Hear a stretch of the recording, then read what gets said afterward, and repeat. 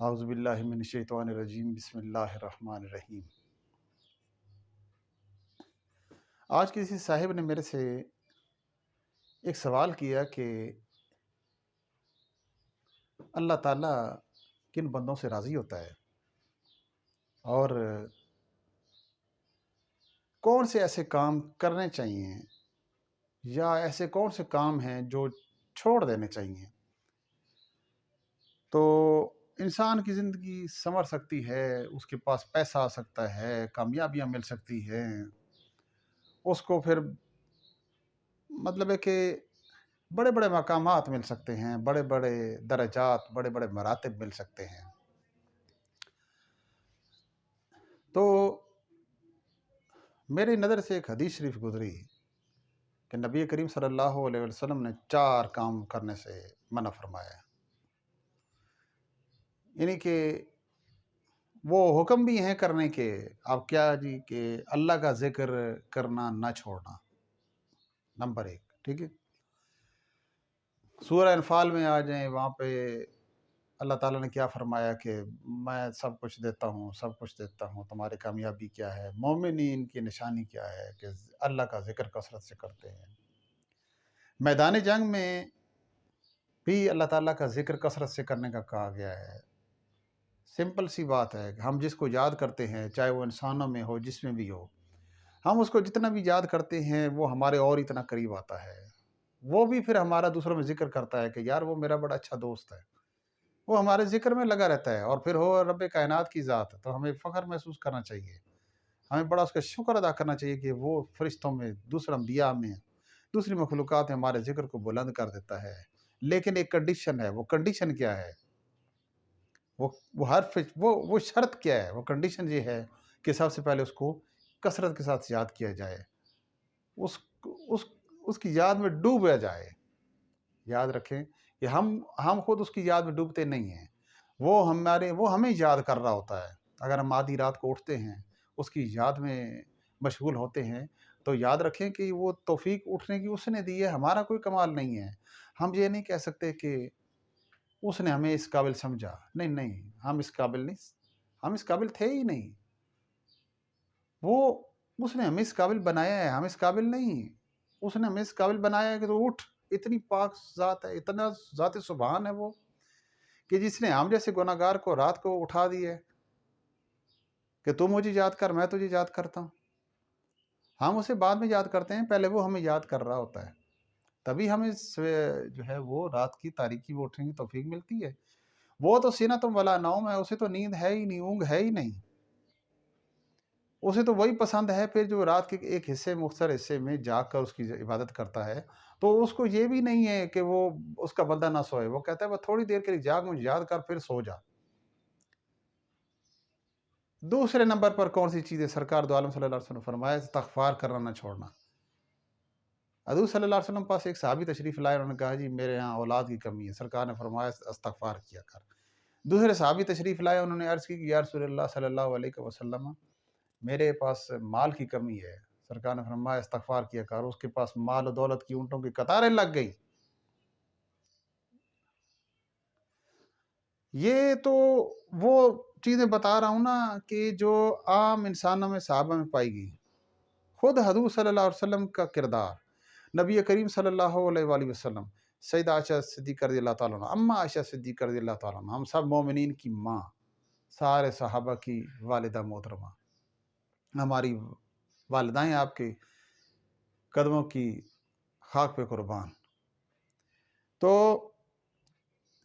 انہوں نے فرمایا کہ میں کئی دفعہ جاگتی تو نبی کریم صلی اللہ علیہ وآلہ وسلم رات کی تاریکی میں جائے نماز پر کھڑے ہیں اور استغفار کر رہے ہیں، اللہ کی یاد میں رو رہے ہیں، اور آپ کے پاؤں مبارک متورم ہو گئے ہیں، انہیں ورم پڑ گیا ہے، پاؤں مبارک پھٹ جاتے، خون جاری ہو جاتا۔ تو بعد میں جب سلام پھیرتے، پھر جس وقت گھریلو معاملات کی طرف متوجہ ہوتے سرکار دو عالم صلی اللہ علیہ وسلم، تو سیدہ عائشہ صدیقہ رضی اللہ تعالیٰ عنہا دریافت کرتی ہیں، عرض کرتی ہیں یا رسول اللہ صلی اللہ علیہ وسلم اتنی تکلیف کس کے لیے؟ اللہ نے تو آپ پر پابندی کوئی نہیں لگائی عبادت کی، تو آپ نے کیا فرمایا؟ نبی کریم صلی اللہ علیہ وسلم نے فرمایا کہ عائشہ، جس نے مجھے اتنے مرتبے دیے ہیں، جس نے مجھے سارے انبیاء میں بلند تر بنایا ہے، اتنا انوکھا مقام عطا فرمایا ہے، جس نے مجھے اپنا حبیب بنایا ہے، خلیل بنایا ہے، کلیم بنایا ہے، محبوب بنایا ہے، سب کچھ بنایا ہے، میری خاطر اپنا رب ہونا ظاہر کیا ہے، تو کیا میں اب اس کا شکر بھی ادا نہ کروں؟ تو استغفار تو میں اس لیے کرتا ہوں عائشہ کہ وہ بڑا بے نیاز ہے، اگر وہ پھر حساب کتاب لینے پہ آ جائے تو وہ تو بڑے بڑوں کی لائنیں لگا دیتا ہے۔ عائشہ میں ایک عاجز بندہ ہوں اللہ کا، یہ کون کہہ رہا ہے؟ یہ وہ کہہ رہے ہیں کہ جس کے اختیار میں اللہ تعالیٰ نے سب کچھ دے دیا ہے۔ پھر تیسرے نمبر پر چیز، دعا کرنا نہ چھوڑیں۔ دعا کرنا اللہ تعالیٰ کو بڑا ہی محبوب ہے، بڑا ہی پسند ہے۔ کئی موقع پہ اپنے محبوب صلی اللہ علیہ وسلم سے فرمایا کہ میرے محبوب کیا پسند ہے؟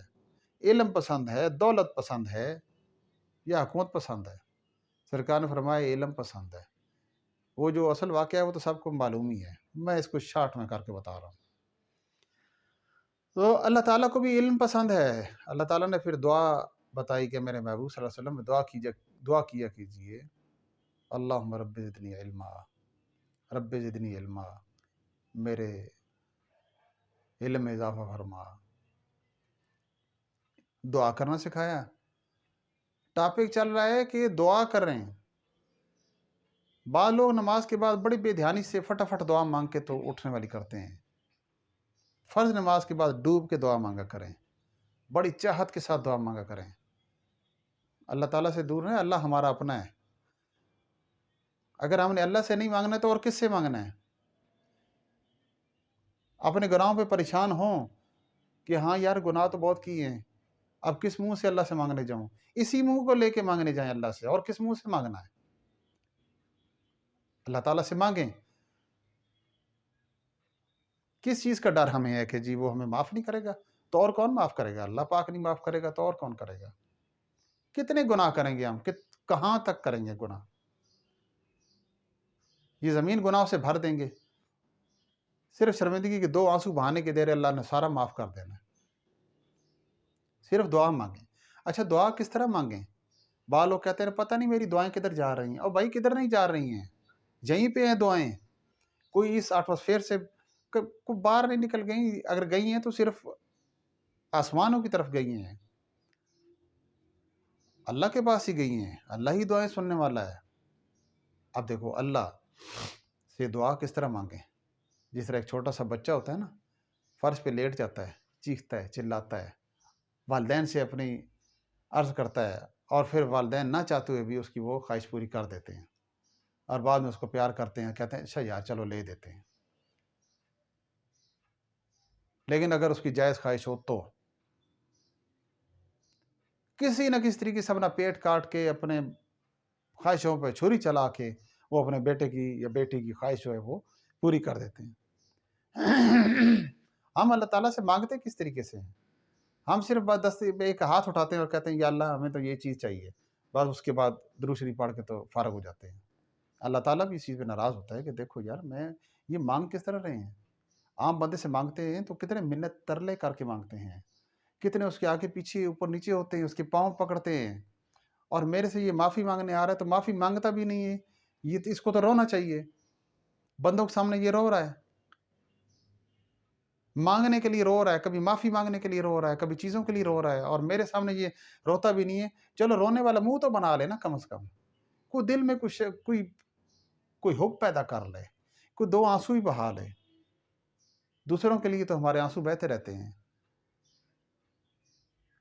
اللہ تعالیٰ کو میں یہ نہیں کہتا کہ اللہ تعالیٰ کو دکھ ہوتا ہے، وہ ان چیزوں سے بے نیاز ہے، وہ ذات سبحان وہ ان چیزوں سے پاک ہے، لیکن اس کو یہ دکھ، یہ درد، یہ پشیمانی، یہ پریشانی، یہ شرمندہ ہونا، یہ ریپینٹنس، یہ اس کو بڑی پسند ہے۔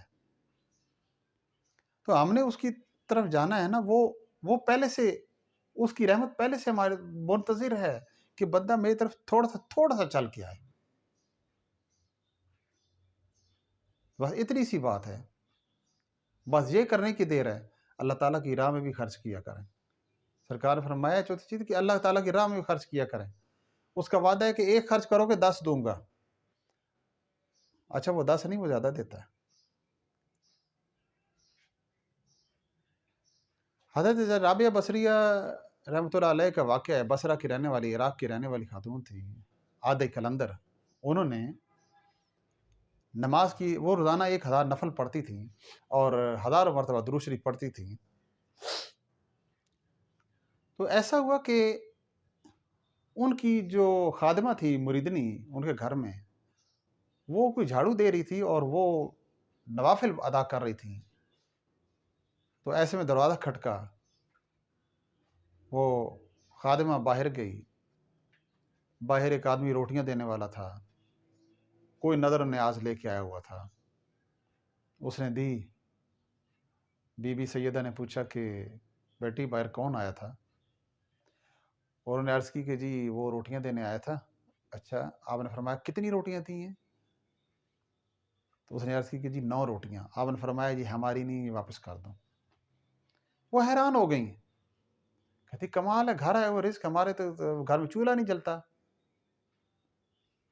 یہ فقیروں کا کام ہے نا جی، یہ فقیروں کا طرز عمل ہے، ہماری طرح تو نہیں نا کہ بکسے بھر دیتے ہیں، الماریاں بھر دیتے ہیں، فریج بھر دیتے ہیں راشن۔ ایمان جو نہیں، چڑیوں کا ایمان دیکھ لینا، سویرے اٹھ کے نکلتی ہیں تو کوئی واپس دانہ نہیں لے کے آتی، سوائے 2-3 دانے جو کہ اپنے چھوٹے بچوں کو دینے ہوتے ہیں، اس کے علاوہ پھر وہ رات ایسی گزارتی ہیں، ان کو پتہ ہوتا ہے جس نے ابھی دیا سویرے اٹھ کے نکل جائیں گے، کہیں نہ کہیں سے دانہ دن کا مل جائے گا۔ دوبارہ دروازہ کھٹکا، خادمہ گئی، پھر جی واپس آئی، وہی ڈائلاگ چلا، وہی مکالمہ ہوا، جو کتنی روٹیاں؟ جی 9 روٹیاں۔ اور فرمایا نہیں، واپس کرو۔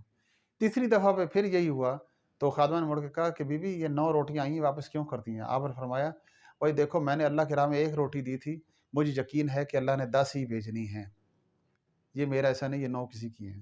وہ شرمندہ ہوگی، سر جھکا کہنے لگی کہ بی بی آئی 10 ہی روٹیاں تھیں، 1 میں نے اپنے لیے رکھ لی تھی گھر کے لیے۔ دیکھ لو، یہ تو اللہ کا وعدہ یہیں پہ سچ ہو گیا، اور بار بار سچ کرتا ہے ہماری زندگی میں بھی، آپ کی زندگی میں بھی سچ کرتا ہے۔ صرف تھوڑا سا آبزرو کرنے کی بات ہے، مشاہدہ کیا کریں نا، اتنی زیادہ دور جانے کی بات نہیں ہے۔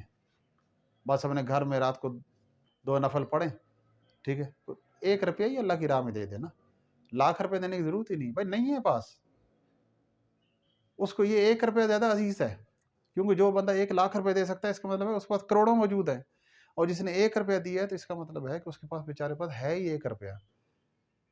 صرف وہ نیت دیکھتا ہے، اس کو ہمارے پیسے یہ کھانا نہیں چاہیے۔ بس یہ تھوڑی سی معروضات تھیں۔ وآخر دعوانا الحمدللہ رب العالمین۔